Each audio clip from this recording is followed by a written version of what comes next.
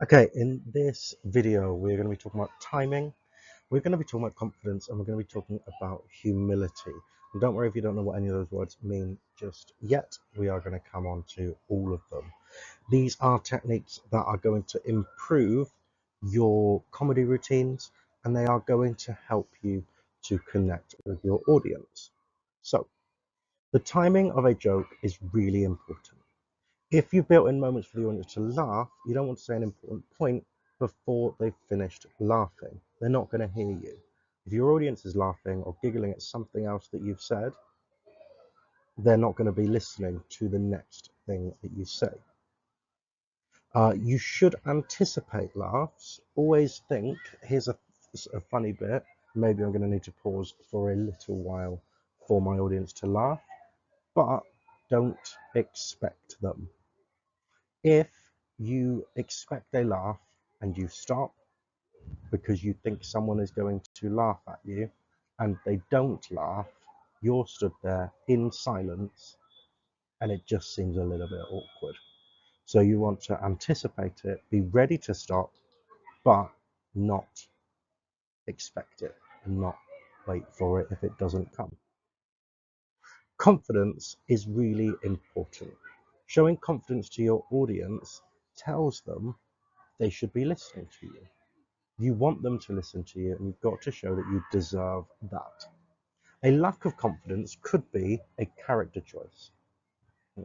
If you are Superman, you're playing the role of Superman or Batman or a superhero like that, and you're saying, oh, yeah, well, I saved the world and I rescued the love of my life and it was wonderful and now everything's fine, and you're really shy about it, that could create a comedic effect, but that should be a choice rather than you not having the confidence to stand up and perform your material. Your body language can show confidence. How you stand, uh, if you are using open body language or closed body language. Closing yourself off tells your audience not to listen to you. Opening yourself up says, listen to me, I'm worth listening to. What you're doing with your hand, if you're constantly fiddling with something or playing with your hair, can also show a lack of confidence. Standing still can show confidence. It can show a lot of power to plant your feet and stay standing still. However, sometimes that can be quite difficult, especially if you're talking for a long period of time. So lots of comedians choose to walk backwards and forwards or walk across the stage, and that's okay because that's a choice. Shuffling your weight from side to side doesn't look great and is quite irritating. Even if you're not feeling very confident, and let's face it, standing on stage and telling jokes is very scary. I do it like as a job, and I still get nervous every time I do it. Pretending and acting always helps.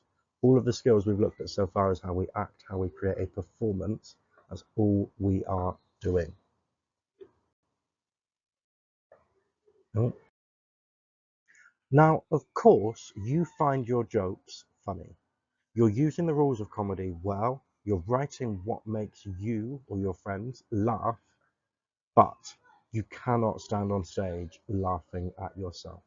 Your audience aren't going to respond to you not taking your act seriously. You should always be presenting stories and jokes as something serious and worth listening to. Occasionally you might giggle or laugh after a punchline, but the story in itself should be serious. If you're giggling and laughing throughout a setup, two things happen. Firstly, your audience don't understand what you're saying very well because you're laughing. But also, your audience kind of go, what is the point? If this person thinks they're so funny, why are they here? They're not taking it seriously. Why should I care? So always be presenting your work as a serious topic. There's two words on the screen at the moment, humility and self-deprecation. So humility is the ability to understand and accept when you are wrong. Self-depreciation is mocking yourself.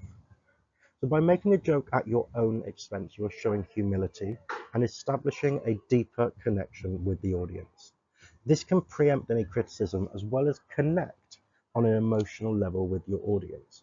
Now, obviously, we don't want to be picking out our own flaws too often, but sometimes you can say something. You could say, my mum bought me this shirt.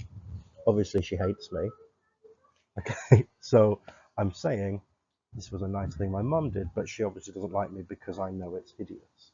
Okay, so I'm kind of mocking things that I know aren't the best, and it's kind of my audience can go, oh, okay, they know. In summary, ensure your laugh breaks are spaced out. Confidence is key.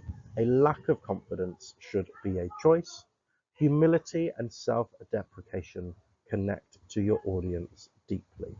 And these are skills you're going to be putting to use in your comedy work in our next lesson. Speaking of our next lesson, make sure you're bringing your notes.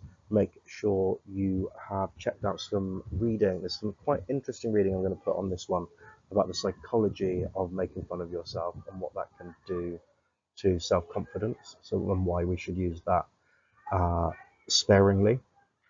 Make sure you bring some notes. Make sure you're bringing anything you need. And I look forward to seeing you there. Bye bye.